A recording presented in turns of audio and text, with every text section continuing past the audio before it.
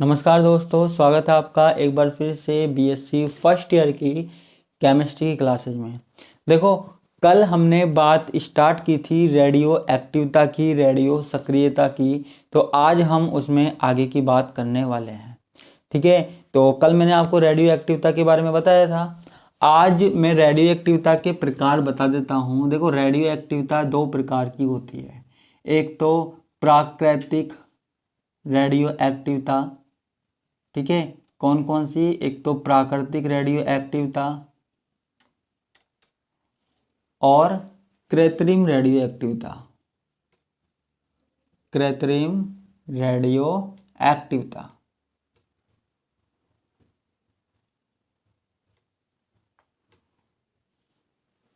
ठीक है।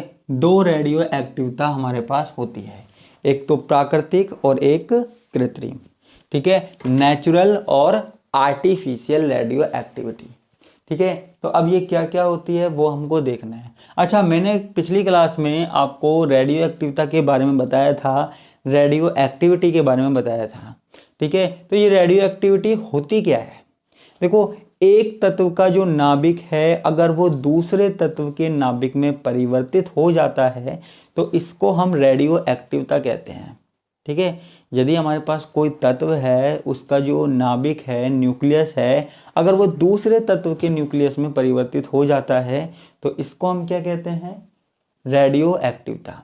अब रेडियो एक्टिवता भैया दो प्रकार की होती है, एक तो प्राकृतिक रेडियो एक्टिवता और एक कृत्रिम रेडियो एक्टिवता। प्राकृतिक रेडियो एक्टिवता और एक कृत्रिम रेडियो एक्टिवता।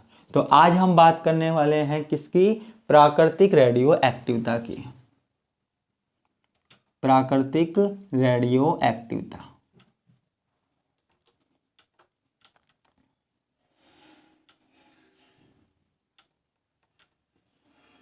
प्राकृतिक रेडियो एक्टिवता।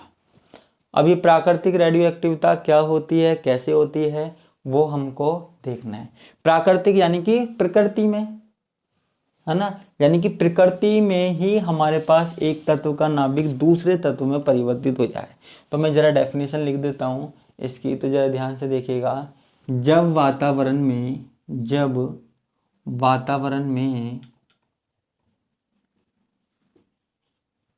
ठीक है, जब वातावरण में क्या हो, किसी अस्थायी नाभिक का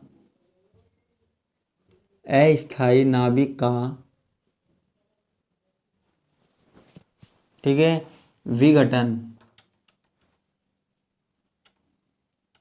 जब वातावरण में किसी अस्थायी नाभिक का विघटन होकर स्थायी नाभिक में परिवर्तित हो जाए। किस में परिवर्तित हो जाए? स्थायी नाभिक में परिवर्तित हो जाए।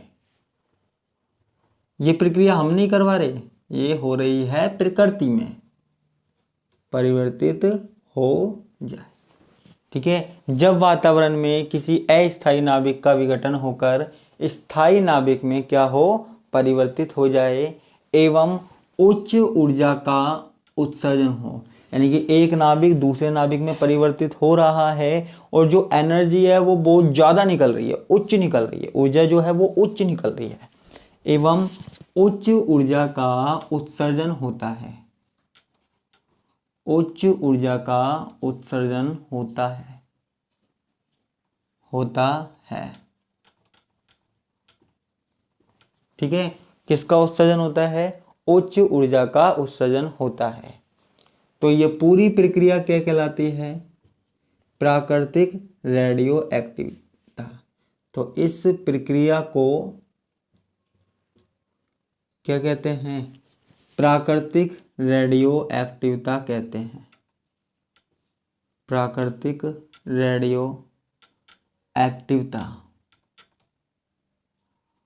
कहते हैं,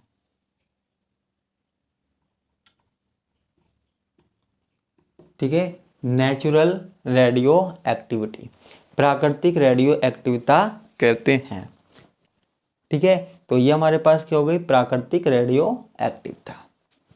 क्लियर है? अब हम आगे की बात करते हैं। ये हो गई प्राकृतिक रेडियो एक्टिवता।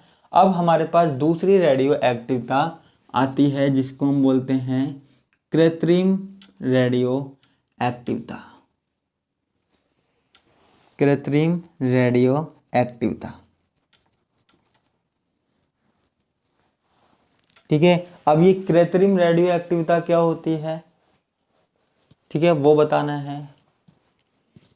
यदि कोई तत्व रेडियो एक्टिव नहीं है, यदि कोई तत्व रेडियो एक्टिव नहीं है,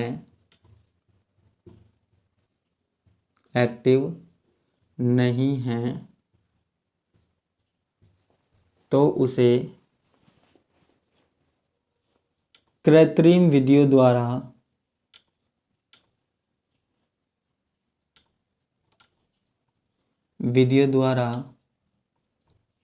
रेडियो एक्टिव बना सकते हैं, ठीक है। यदि कोई तत्व रेडियो एक्टिव नहीं है तो उसे हम क्या कर सकते हैं, कृत्रिम विधियों द्वारा रेडियो एक्टिव बना सकते हैं। क्लियर है ना। ये क्या हो गई, कृत्रिम रेडियो एक्टिव। अब देखो, कृत्रिम यानी कि हम प्रयोगशाला में बना सकते हैं। किस में बना सकते हैं, प्रयोगशाला में, ठीक है। प्रयोगशाला में क्या कर सकते हैं, किसी भी नाभिक को प्रेरित कर सकते हैं, किसी भी नाभिक को प्रेरित कर सकते हैं दूसरे नाभिक में परिवर्तित होने के लिए। तो जरा ध्यान से देखिएगा, ठीक है। तो यहां पे लिखता हूं, अतः किसी स्थायी तत्वों में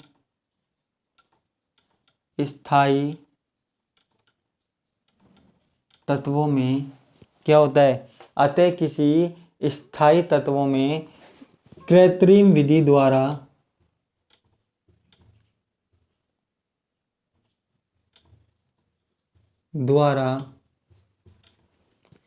प्रयोगशाला में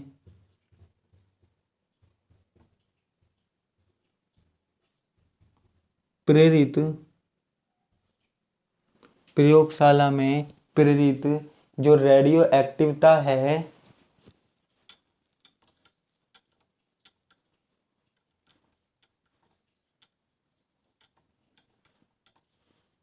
को कृत्रिम रेडियो एक्टिवता कहते हैं,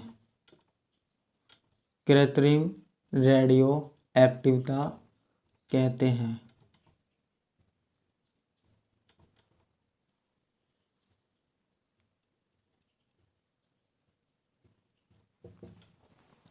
ठीक है, किसी स्थायी तत्व में कृत्रिम विधियों द्वारा प्रयोगशाला में अगर रेडियो एक्टिवता प्रेरित कर दी जाए तो इसको हम क्या कहते हैं, कृत्रिम रेडियो एक्टिवता कहते हैं। क्या कहते हैं बच्चों, कृत्रिम रेडियो एक्टिवता। अब इसका एग्जाम्पल देखते हैं,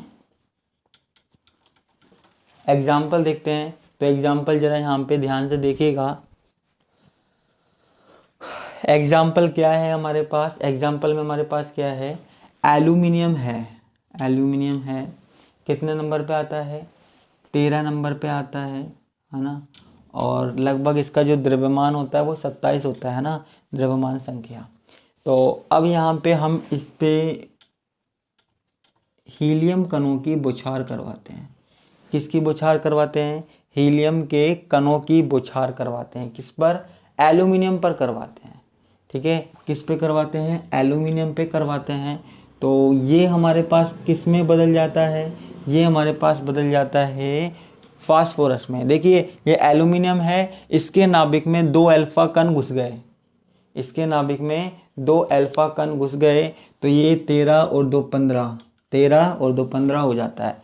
और देखो हीलियम में द्रव्यमान संख्या 4 है, ठीक है। तो यहाँ पे केवल एक न्यूट्रॉन बाहर निकलता है, बाकी के 3 न्यूट्रॉन इसमें जुड़ जाते हैं। तो ये क्या हो जाता है, 15 फास्फोरस 30, ठीक है। तो ये फास्फोरस हमारे पास बन जाता है। क्लियर है।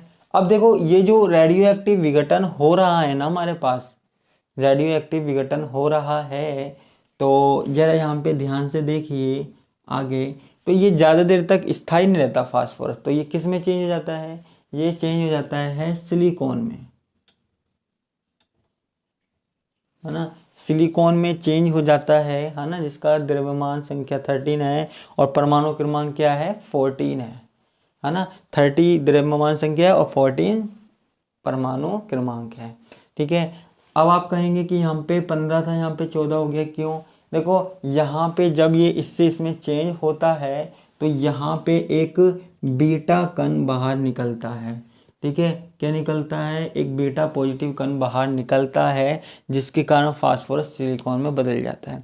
तो यहाँ पे मैं सिर्फ ये बताना चाह रहा हूँ कि अगर हमारे पास अल्फा कण, बीटा कण नाभिक से बाहर निकल जाएं या नाभिक के अंदर आ जाएं, कौन कौन से कण? अल्फा कण, बीटा कण, है ना, या गामा भी हो सकते हैं। तो वो नाभिक के अंदर आ जाएं या नाभिक से बाहर निकल जाएं तो जो नाभिक है वो चेंज हो जाता है। वो क्या हो जाता है? नाभिक चेंज हो जाता है, तो एक तत्व से दूसरे तत्व में हो जाता है। ठीक है, तो ये जो रेडियो एक्टिविटी है ना, वो बड़े तत्वों में ज़्यादा होती है, वो भारी तत्वों में ज़्यादा होती है। जैसे यूरेनियम है, रेडोन है, रेडियम है, वो ज़्यादा हैवी एलिमेंट में ज़्यादा होती है ना। वहाँ रेडियो एक्टिविटी देखने को मिलती है, जिसको हम क्या कह रहे हैं? प्राकृतिक रेडियो एक्टिविटी। लेकिन जैसे छोटे मोटे एलिमेंट है, अब जैसे हमने यहाँ पे एल्यूमिनियम में ही रेडियो एक्टिविटी करवा दी, एल्यूमिनियम को ही चेंज कर दिया, तो ऐसी रेडियो एक्टिविटी प्रकृति में मिलती नहीं है बच्चों, है ना। ऐसी रेडियो एक्टिविटी प्रकृति में मिलती नहीं है, करवानी पड़ती है। ठीक है, लैब में करवानी पड़ती है, प्रेरित करनी पड़ती है, खुद नहीं होगी, लैब में करवानी पड़ेगी। तो इसको हम क्या बोलते हैं? कृत्रिम रेडियो एक्टिविटी। तो दो तरह की रेडियो एक्टिविटी हो गई, प्राकृतिक और कृत्रिम। ठीक है, तो ये हमारे पास ये टॉपिक कंप्लीट हो गया। अब देखो, जब हमारे पास रेडियो एक्टिविटी होती है, रेडियो सक्रियता होती है या रेडियो एक्टिविटी करवाते हैं या खुद हो जाती है, तो उसके कुछ नियम होते हैं। ठीक है, रेडियो सक्रियता के कुछ नियम होते हैं, जिन नियमों की सहायता से हम रेडियो एक्टिविटी करवाते हैं, तो वो नियम हमको पढ़ने हैं। ठीक है, तो वो नियम हम पढ़ेंगे नेक्स्ट क्लास में। तो आज के लिए बस इतना ही। धन्यवाद, नमस्कार, बाय।